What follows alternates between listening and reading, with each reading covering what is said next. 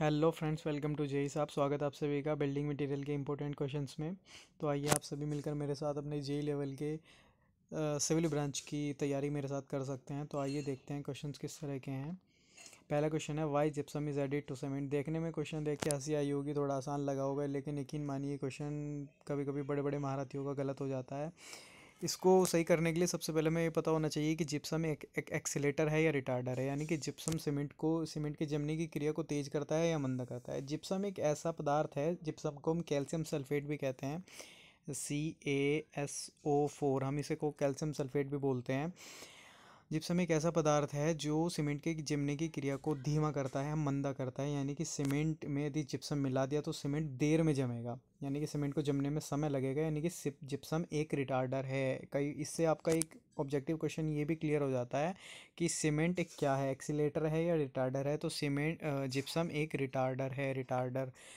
तो जब जैसे ही हम सीमेंट में पानी मिलाते हैं तो एक तत्व बनता है जिसे हम कहते हैं C3A, कैल्शियम ट्राई एल्यूमिनेट। ये क्या करता है, ये सीमेंट की फ्लैश सेटिंग कराता है। यानी कि फ्लैश सेटिंग का मतलब है सीमेंट में जैसे ही पानी मिलता है तो उसकी जमने की क्रिया एकदम से स्टार्ट हो जाती है। तो हमें सीमेंट से जो काम करना है, मान लो प्लास्टर करना है या कंक्रीटिंग करनी है, जो काम करना है उसके लिए हमें पर्याप्त समय नहीं मिलता। इसलिए हम सीमेंट में एक ऐसा पदार्थ मिलाते हैं जो उसके जमने की क्रिया को थोड़ा धीमा कर दे, ताकि हमें समय मिल जाए कि हम उससे अपना काम कर लें, हमें उतना समय मिल जाए। तो इसलिए हम उसमें जिप्सम मिलाते हैं। तो इस क्वेश्चन का आंसर हो जाता है to increase initial setting time. जब सेटिंग टाइम बढ़े, इनिशियल सेटिंग सेटिंग सीमेंट के दो सेटिंग टाइम होते हैं। एक इनिशियल सेटिंग टाइम जिसमें कि आपकी कोई भी क्रियाएं, इनिशियल सेटिंग टाइम वो सेटिंग टाइम है जिसमें सीमेंट में कोई भी क्रिया स्टार्ट नहीं होती। इस टाइम के बाद सीमेंट में क्रियाएं स्टार्ट होती हैं। यानी कि इस टाइम में हम सीमेंट को किसी भी रूप में यूज़ कर सकते हैं। और वो initial setting time OPC cement के लिए 30 मिनट रखा गया है।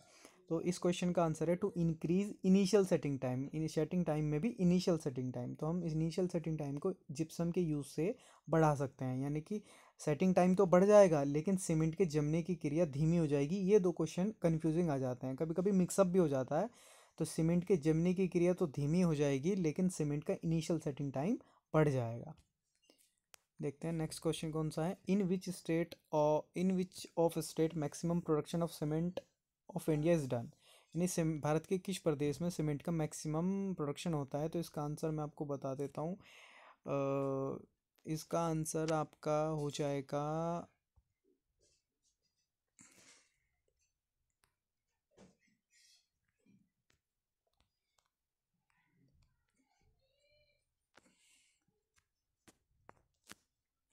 इसका आंसर आपका हो जाएगा आंध्र प्रदेश। आंध्र प्रदेश के बाद दूसरे नंबर पे आता है आपका राजस्थान, और राजस्थान के बाद तीसरे नंबर पे आता है आपका तमिलनाडु। इस तरह से आप जो टॉप मोस्ट 3 स्टेट्स हैं वो आप याद कर सकते हैं, जहाँ जहाँ सीमेंट का मैक्सिमम प्रोडक्शन होता है इंडिया में। इसके बाद नेक्स्ट क्वेश्चन देखते हैं। A good quality of stone absorbs water less than. यानी कि एक अच्छा इमारती जो पत्थर है वो निम्नलिखित में से किससे कम जो है पानी का अब्जॉर्व करता है। यदि हम 24 घंटे पत्थर को पानी में डुबो के रखें तो निम्नलिखित में से किससे कम, यानी कि इसका आंसर है 5%। 5% से कम जो है पानी को 5% से कम ही पानी अब्जॉर्व करना चाहिए एक अच्छा इमारती पत्थर, इससे ज़्यादा नहीं करना चाहिए।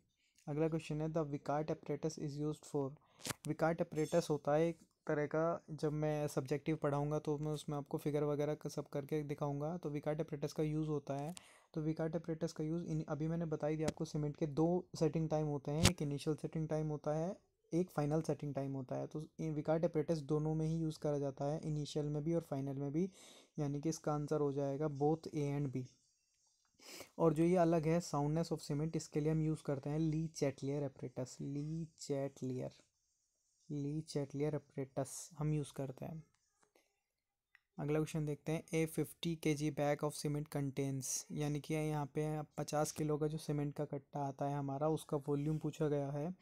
उसका वॉल्यूम आपको क्लियर कट याद रखना है, 0.035 मीटर क्यूब ऑफ सीमेंट। इसमें ऐसे ही क्वेश्चन आपको देख के शायद हंसी आए, लेकिन SSC JEE, UP SSC JEE, UK SSC JEE, RRB JEE, हर लेवल के जेई के एग्ज़ाम में, इवन कहीं पर यूके के AE के एग्ज़ाम में भी ये क्वेश्चन एज इट इज़ आया है, 50 किलो के सीमेंट के कट्टे का वॉल्यूम पूछने के लिए। तो और ये गलत भी होता है, तो ये आपको ध्यान रखना चाहिए। पॉइंट का मिसप्लेस कर देते हैं जैसे दूसरे और चौथे ऑप्शन में किया गया है। तो 0.035 मीटर क्यूब ऑफ सीमेंट इसका वॉल्यूम होता है।